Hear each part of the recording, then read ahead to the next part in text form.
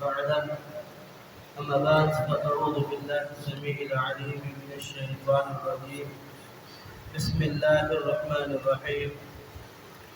ولو شئنا لرفعناه بها ولكنه أخلد إلى الأرض واتبع هواه. ولو شئنا، اللہ رب العالمین بیان فرما رہا ہے کہ اگر میں چاہتا لرفعناہ تو ہم اس کو بلند کر دیتے بہا اس چیز کے ساتھ. پیچھے آپ نے سماعت فرمایا کہ اللہ رب العالمین نے بیان فرمایا ہے کہ اے نبی ان لوگوں پر تلاوت کر بیان کر وہ باتیں جو میں نے تمہیں نصیحت کی ہے، ہدایت دی ہے یا آسمان سے نازل کی ہے، یعنی وحی کو، علم کو، میری نشانیوں کو. پھر بیان فرمایا کہ جن لوگوں نے میری نشانیوں سے انکار کیا وہ گمراہوں میں سے ہیں، وہ شیطان کے پیروکار ہیں. یہاں رب تعالیٰ بیان فرماتے ہیں کہ وَلَوْ شِئْنَا لَرَفَعْنَاهُ، ہم اگر چاہتے تو بلند کر دیتے بہا اس چیز کے ساتھ، یعنی اللہ رب العالمین نے جو آسمان سے ہدایت رہنمائی شریعت بھیجی ہے اس چیز کے ساتھ ہم بلند کر دیتے ان لوگوں کو.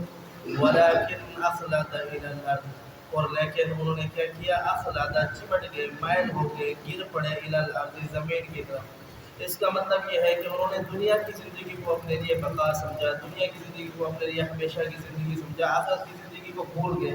انہوں نے آخرت کی تیاری نہیں کی، دنیا کی ہی اندر لگ گئے.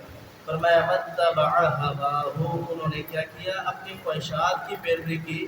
فرمایا کہ ایسے شخص کی مثال پھر اللہ رب العالمین نے بیان فرمایا کہ فَمَثَلُهُ كَمَثَلِ الْكَلْبِ، ایسے شخص کی مثال جس کو اللہ رب العالمین نے ہدایت رہنمائی علم دیا، آسمانی علم جو اللہ کا تعارف ہے، اللہ کی پہچان ہے، اللہ کی طرف سے نازل ہونے والی شریعت ہے، اس پر عمل کر کے انسان کامیاب ہو سکتا ہے. لیکن جو بندہ اس کو چھوڑتا ہے، شیطان کی پیروی کرنے لگ جاتا ہے، اپنی خواہشات کی پیروی کرنے لگ جاتا ہے، فرمایا کہ ایسے شخص کی مثال فَمَثَلُهُ كَمَثَلِ الْكَلْبِ، کتے کی طرح ہے. فرمایا کہ ان تحمل علیہ یلحظ او یترکہ یلحظ، فرمایا کہ اگر آپ اس پر حملہ کرتے ہیں تب بھی یہ کیا کرتا ہے، ان تحمل علیہ یلحظ، اگر آپ اس پر حملہ کریں تو یہ کیا کرتا ہے، ہانپتا ہے، بھونکتا ہے. او یترکہ یلحظ، اگر آپ اس کو چھوڑ دیں تب بھی یہ ہانپتا ہے، بھونکتا ہے.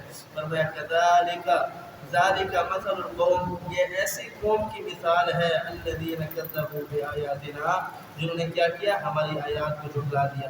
آیات کو جھٹلانے کا مطلب یہ ہے کہ انہیں علم تھا، پتہ تھا، جیسے کہ یہودیوں کے بارے میں کہا، وہ آپ علیہ السلام کو جانتے تھے، لیکن اناخت کی وجہ سے انہوں نے آپ علیہ السلام کی صفات اور آپ علیہ السلام کے کمالات، معجزات جو بھی تورات، انجیل، زبور کے اندر موجود تھے انہوں نے جھٹلا دیا. اسی طریقے سے اللہ رب العالمین نے جو آسمان سے ہدایت بھیجی ہے قرآن کی صورت میں، سنت رسول یعنی حدیث پاک کی صورت میں، یہ بالکل واضح ہے، اس کے اندر کوئی ابہام نہیں ہے.